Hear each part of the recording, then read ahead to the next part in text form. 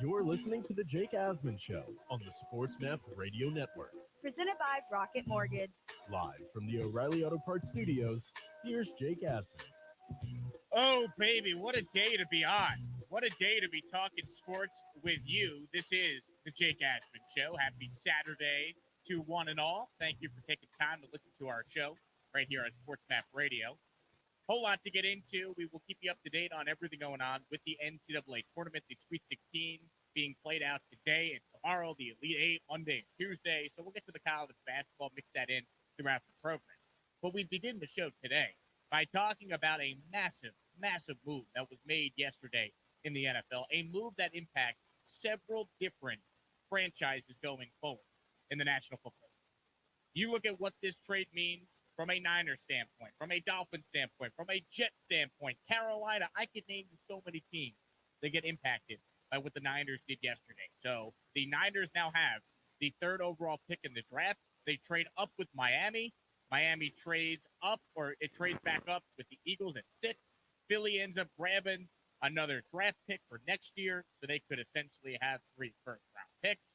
The Niners trade away 2 ones and a third to go all the way up to number 3 to take a quarterback. Which quarterback? Well, we'll break that down in a moment. And the Dolphins then, by trading back up, allow themselves to be in prime position to get a player they could have had at 3. Now they can still get that player at 6, and it's likely Jamar Chase, Kyle Pitts, Devontae Smith. They will get whichever top skill position player they want in that spot. So the immediate breakdown of this deal is that, wow, San Fran is all in to get one of these top quarterbacks. The move also suggests the Dolphins are committed to Tua as their starting quarterback for at least another season. You know, if they were going to move on from Tua, you don't make that trade where you're moving out of a spot to get one of these quarterbacks.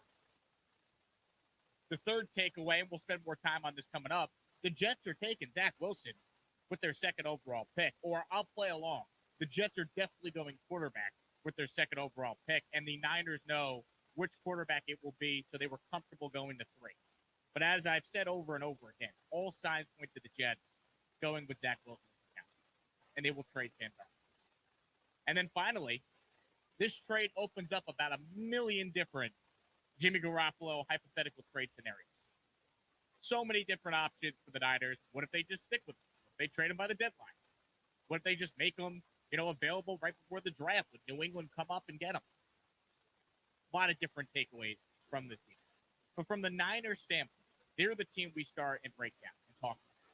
If you think Kyle Shanahan's a good coach, if you trust Kyle Shanahan and think Kyle Shanahan is a guy that is one of the best coaches in the sport like many do, then you got to trust that he knows what he's doing. That he has identified a quarterback that he knows will be available and that is the right fit for the Niners. When you move up to number 3, you trade away that much draft capital, you're taking a quarterback. And when you move up that high in a loaded quarterback draft where it's likely the first 2 picks are definitely being quarterbacks, you know the guy you want will definitely be. See, the Niners don't make this trade to go to number 3 unless they tried to go to number 1 and then number 2. Because why would you leave it to fate, right? You'd always would try to get as high as you can to get the guy you want. Well, the Niners couldn't get to 2 because the Jets said, no, we're not trading the pick. And that is a huge storyline here. The Jets have told everyone, we like Zach Wilson, and we're taking him. And if you don't think it's Wilson, I don't know how you couldn't think that based on all the reports. But the Jets have basically told every team they're taking a quarterback. And the Niners, who are very close to the Jets coaching staff, to Robert Saleh and Joe Douglas, they know what the Jets are doing. So the Jets are going with a quarterback, and I'd be shocked if it's not Zach Wilson. So you look at the immediate takeaways from the Niners standpoint, they're all in to get their guy, and they're still a damn good football team. So you can make the case that maybe they are telling the truth when the report comes out from Adam Schefter right away that they're going to stick with Jimmy G as their guy. That might be true for now. I look at it like this, though. They're trying to drive up his price. Try and get more for the guy. Oh, we're not going to trade him. Jimmy's our guy. What if they get blown away with an offer? Then what? Now, what could complicate things is that Jimmy Garoppolo's got a no-trade deal. So he's got to sign off on where he wants to go. That could complicate stuff here. But if you're a Niner fan and you're iffy on being all in to go get a quarterback, I ask you this. Who are the quarterbacks that Kyle Shanahan has worked with that he's made great? What was Matt Ryan before Kyle Shanahan really got the best out of him? He was a nice player. He turned him into an MVP quarterback. What was Kirk Cousins before Kyle Shanahan? What's he been since? He's about average. He had his best years, though, with Kyle Shanahan. Jimmy G's best years have been with Shanahan. He went to a Super Bowl with him. Shanahan's worked with so many guys that are average to slightly above average in his career. Now, he's finally getting the chance to pick a guy that he wants to work with. So if you believe in Kyle Shanahan, Niners fans, let him make the pick. They did their homework. They know what's going on 1 and 2 in the draft. They know the Jets are likely taking Wilson. So Shanahan is confident that if it's Justin Fields or Trey Lance or, I don't know, Mac Jones' name is being floated out there, that he's going to win with them. The Mac Jones stuff, by the way, is interesting because the guy that put that out yesterday was Chris Sims of NBC Sports, and he was a college teammate of Kyle Shanahan. He knows Shanahan well. So is there some insider information going on there? That'd be the question I have.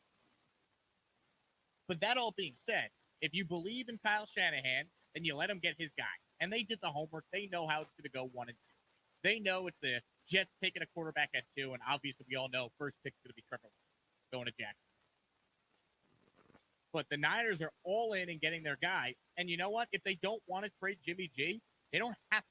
I know a million teams are going to have scenarios for Jimmy Garoppolo now, including the Patriots. But if they truly don't want to trade Garoppolo, you know what that would indicate to me? I think they're taking Trey Lance, if that's the case. Because if you're the Niners and you don't want to trade Jimmy G, if you take Trey Lance, he's more of a project based on all the reporting on him. So maybe you have him sit for a year behind Jimmy G, a la Alex Smith, playing in front of Patrick Mahomes, and then a year from now, you make that transition. That could be a scenario that could unfold. Or the scenario could simply be, we want to drive up Jimmy G's price. I'm not going to trade him now, but if you make the right offer, that could change. Like, you mean to tell me if New England, a team that we all think has vastly improved this offseason, but they still have Cam Newton as their starter, if New England was desperate and they wanted to win this year, Belichick's 68 years old, he's not getting any younger. He's embarrassed after Brady made him look like a fool by winning the Super Bowl at age 43. You don't think Bill would be aggressive and trade the 15th overall pick for Jimmy? I'm not saying that's the right move. I'm just saying egos play a part here. And if Belichick wants to win after going 7-9 and losing last year, Jimmy G could be the missing piece. You had Garoppolo to the Patriots. Are they not a playoff team next year? See, I think New England's better, but I think Cam Newton stinks. So if you add Jimmy G, I think they could be a playoff team. Jimmy G is just average. That's a huge upgrade over Cam. So the Niners can say they're not trading Jimmy, but what happens if New England thinks?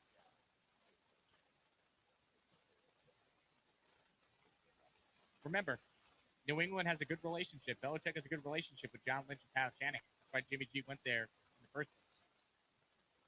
So Jimmy G may or may not be traded. But anything that comes out now on what they're going to do with him, I don't buy it. The right offer is made. You know, what's the saying? Everyone's got a price. Everyone's got a price. If the Niners were blown away with a Garoppolo offer, how do they not trade him? Issue could be, well, Jimmy G's got a no trade, but I'd imagine he knows his days are now numbered. He'd want to get out of there and would probably be open to most teams that would want to invest in him. You know, even Jared Goff, I heard him say this in an interview talking about being on the Lions. People are like, oh, he's going to hate Detroit. California kid. He's a Rams quarterback. They jettisoned him to Detroit. And he said he was excited to go to Detroit because it meant the team wanted him. Like someone wanted him. Like sometimes these guys got to be coddled. They got to be loved. You got to show the love a little bit. Maybe Jimmy G would like that if there's a team we're not thinking of that made a wild offer. So there's a lot to this trade. The Niners take center stage because they're going up to get a quarterback. The Dolphins obviously made another move, moving back up to 6 to go get Tua some help. And I was talking to someone last night having some drinks and said, well, what about Deshaun Watson now? That's not going to happen. If the Dolphins are going to trade for Deshaun Watson, it would have to be after next year when they have all their picks and they see what the deal is with Tua. The Dolphins have added more draft capital by wheeling and dealing Laramie Tunsil. I mean, what they've turned Laramie Tunsil in is ridiculous. But if you're the Dolphins and you're going to get Watson, forget it now. With the now, soon to be 20 civil suits against Deshaun. You can't bring that guy on knowing a suspension could be coming, and who knows where things go. So for at least next year, you're committed to Tua. And you pick up an extra draft pick in the first round, pick up 2 of them in that Niner deal. And then you trade one of those picks to move up and still get a player you could have had at 3. I mean, it's genius. It all depends on what Tua is as a player. But if he's not any good, and let's say a year from now you still can't get Watson for whatever reason, who knows how that situation play out, you're at least in position to go draft another quarterback if you have the resources to do it. So I love the thought process and the strategy from the Miami Dolphins. How can you not? But overall, if you're the Miami Dolphins, you make out like bandits from that Laramie Tunsil trade. I mean, 2 years ago, the Dolphins were 0-7 taking for Tua. A year after that, they get the coaching hire right with Flores. They go out there and they win 10 games, come to the cusp of making the playoffs, and now are loaded to surround Tua with some playmakers. They added Will Fuller, and now I could see the Dolphins adding Kyle Pitts with that 6th pick. Imagine getting a young tight end, a player as dynamic and lethal as Pitts. Man, that would be so exciting if you're a Dolphins. So there's a lot to unpack with this trade. Niners, Dolphins, Eagles committing to Hurts, it looks like, for another year. What does that mean for, what they're going to do in the draft? Well, it means they're not taking a quarterback when you trade out for 6. That's for sure. I feel like the Eagles are banking on getting Jalen Watt 12th overall. He makes that role for Devontae Smith. Because you think the Giants probably won't go wide receiver. Cowboys won't go wide receiver at 10. So 10 and 11, if they don't go wide receiver, then you're the Eagles at 12. You probably could get someone for Hurts. That's how I think they look at it. But who knows? I don't know what the Eagles do. Because I wouldn't be that committed to Jalen Hurts if I was them. Whole lot to cover with this deal. I mentioned the Jets. The Jets are a huge part of all this. Because by not taking that deal with the Niners, they basically told you, Sam Darnold, see you later. Zach Wilson, welcome to New York. We'll talk about that, though, coming up in the next segment. If you want to weigh in, you can. 800-224-2004. That's the number to weigh in. You can find me on Twitter at Jake Asman. That's Jake Asman.